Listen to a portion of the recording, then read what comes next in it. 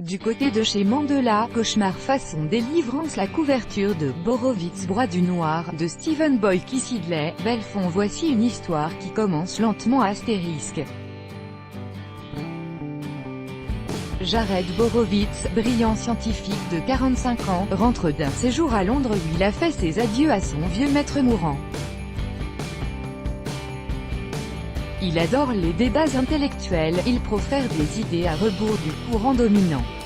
Lucide, ironique, il se demande pourquoi il déprime, son amante le soutient mordicus, il a l'estime de ses collègues et du succès auprès des étudiantes.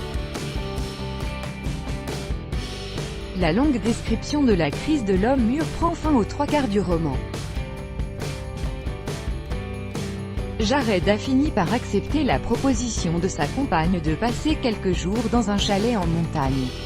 Ils sont partis en compagnie de son ami écrivain Ryan et de sa nouvelle conquête noire, Tam Tam.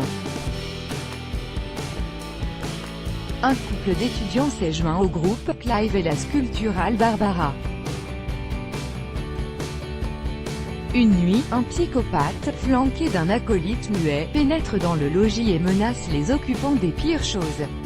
La sortie entre amis dans la nature vire au cauchemar, à l'image du film Deliverance de John Boorman. Les saillies humoristiques de Jared se heurtent au raisonnement carré du fou. Ce dernier n'a que faire de la supériorité intellectuelle des otages. Barbara est évidemment l'objet de ses désirs. Il veut exercer sa revanche sur les nantis. Heureusement pour les intellectuels, le souffre-douleur muet du preneur d'otages finit par se déchaîner contre lui. Il ne s'est rien passé, conclut Jared. Le monde peut continuer comme avant. Avec un style qui, par instant, ne manque pas de panache, Sidley aime confronter à la violence brute ces personnages qui tournent en rond.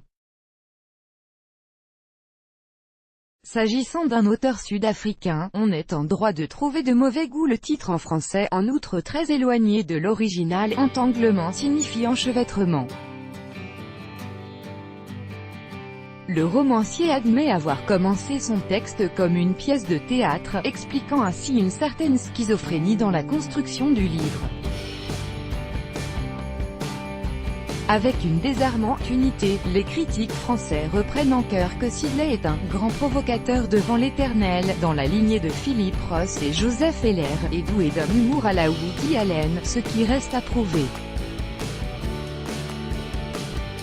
De par sa mère américaine, il a été nourri de ses auteurs.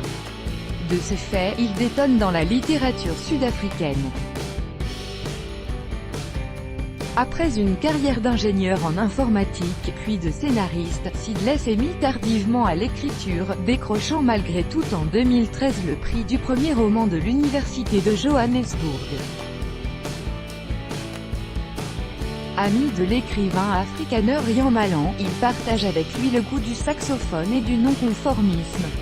La crise de la quarantaine est un thème récurrent.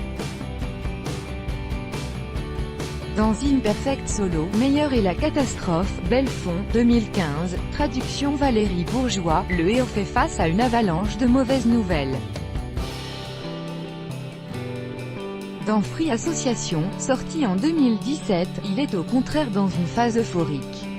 Coïncidence voulue, celui-là s'appelle Lurie, comme le personnage principal de John Coetzee dans son célèbre roman Disgrâce. Astérisque Stephen Boyky Sidley, Borowitz Broie du Noir, traduction Catherine Gibert, Belfond, 2016. Tous les billets du blog littéraire de Georges Laurie.